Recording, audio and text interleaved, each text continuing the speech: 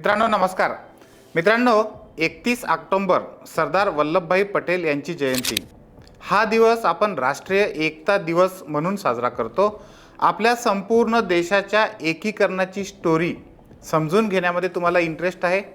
Actually आपला संपूर्ण देश हा कधीही एक देश नव्हता, परंतु इंग्रजांनी ज्यावेळेस या ठिकाणी सगळ्या संस्थानिकांना ताब्यात घेतलं, थोडक्यामध्ये काय वेगवेगळ्या संस्थानांमध्ये वेगवेगळ्या भागांमध्ये विभाजित असलेला आपला देश हा इंग्रजांनी एकत्र केला। आणि इंग्रजांनी तो देश एकत्र केल्यानंतर जेव्हा आपल्या भारतीय स्वातंत्र्य लढ्याचा सगळा इतिहास आपल्याला सगळ्यांना माहीत आहे, आणि हा देश जेव्हा सोडण्याची वेळ इंग्रजांना आली तेव्हा इंग्रजांनी एक खुटी टाकून ठेवली। ही खुटी टाकणं म्हणजे काय माहिती आहे? त्यांनी असं सांगितलं की हा देश जो आहे हा आम्ही वेगवेगळ्या ठिकाणच्या वेगवेगळ्या लोकांकडून घेतलेला आहे, एक वेगवेगळे जे संस्थान आहेत त्यांच्याकडून घेतलेला आहे, आणि म्हणून आम्ही ज्यांच्याकडून घेतलेला आहे त्यांच्याकडे देत जाणार।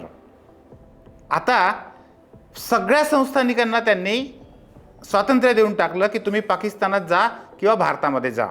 आणि मग ज्यावेळेस अशी सिच्युएशन आली, उपस्थित झाली, त्यावेळेस खूप साऱ्या संस्थानिकांनी पाकिस्तानमध्ये जायचं, कोणी स्वतंत्र राहायचं, काही लोकांनी भारतात राहायचं, असं सगळा गोंधळ त्या ठिकाणी सुरू झाला।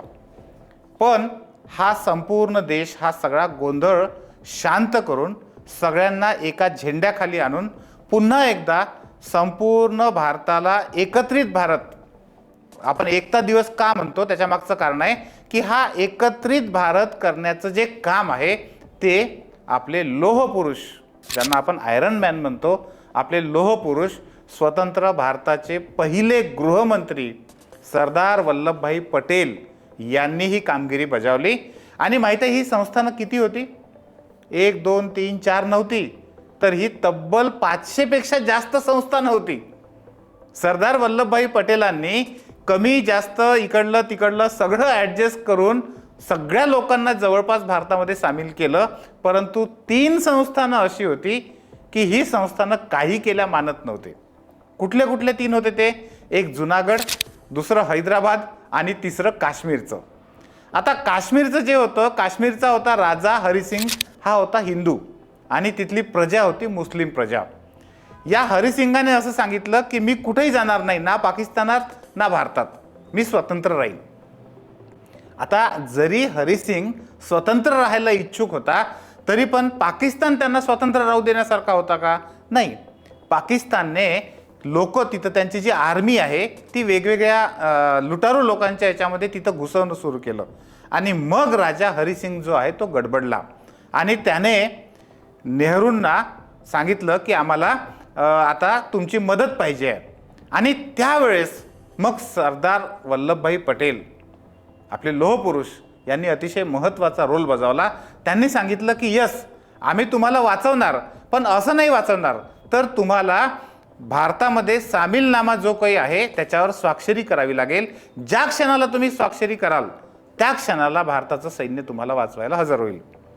आणि त्यांनी ते करून घेतलं आणि मग तो सगळा काश्मीरचा इतिहास आपल्याला आहे। मित्रांनो, हा सगळा जर का इतिहास तुम्हाला व्यवस्थित समजून घ्यायचा आहे तर याच्या आधी साधनाचे संपादक, आपण त्यांची एक मुलाखत घेतलेली आहे आपल्या 3S टॉकला, आणि त्याची लिंक जी आहे ती लिंक मी तुम्हाला खाली डिस्क्रिप्शनमध्ये देतो आहे। त्या लिंकवर जाऊन तुम्ही हा संपूर्ण व्हिडिओ पाहू शकता।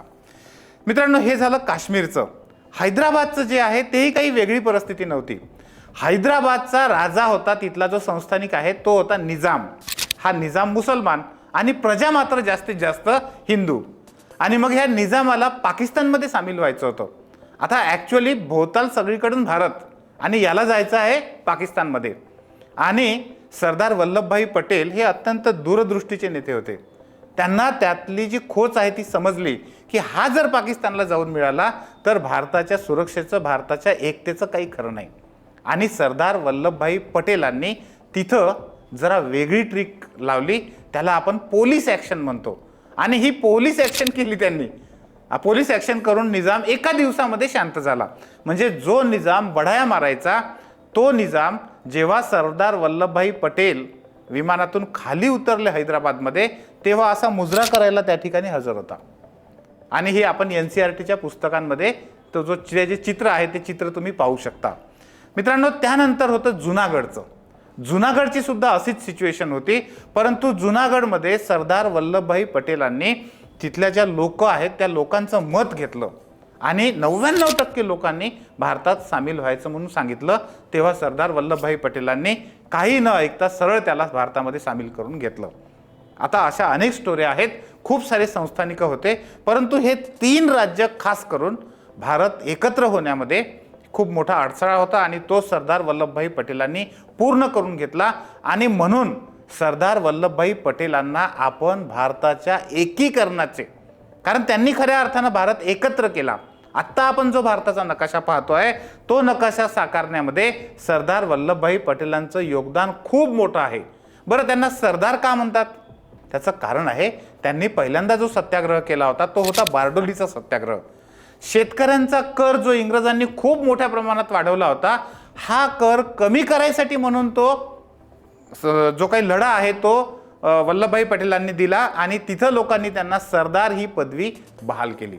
सरदार वल्लभभाई पटेलांच्या बाबतीमध्ये पुन्हा एक अतिशय महत्त्वाची गोष्ट आहे. आपल्या भारतामध्ये ज्याला आपण स्टील फ्रेम म्हणतो, स्टील फ्रेम म्हणजे काय? आपले जे IAS ऑफिसर, IPS ऑफिसर हे सगळे जे आहेत त्याला आपण स्टील फ्रेम म्हणतो. ही स्टील फ्रेम भारतामध्ये लागू झाली पाहिजे, ती राहिली पाहिजे, यासाठी सरदार वल्लभभाई पटेलांनी संविधान सभेमध्ये अतिशय महत्त्वाची भूमिका बजावली आणि म्हणून हे सगळं राहिलं. मित्रांनो, ही सगळी माहिती मी तुम्हाला दिली, परंतु आता तुमच्यासाठी एक अतिशय महत्त्वाचं चॅलेंज आहे. तुम्हाला असं वाटत असेल की सरदार वल्लभभाई पटेल त्यावेळेस कुठं होते? तर ते काँग्रेसमध्ये होते, शेवटपर्यंत ते काँग्रेसमध्येच टिकून होते.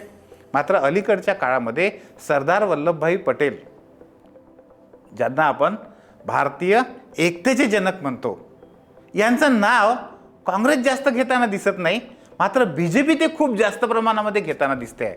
असं का बरं असेल? कमेंट बॉक्समध्ये कमेंट करून तुम्ही नक्की कळवा. आणि असे माहितीपूर्ण व्हिडिओ जर का तुम्हाला रेग्युलर मिळाले पाहिजे असं वाटत असेल, चॅनलला लगेच सबस्क्राईब करा आणि हा अतिशय महत्त्वाचा व्हिडिओ जास्तीत जास्त मित्रांपर्यंत शेअर करा. थँक्यू.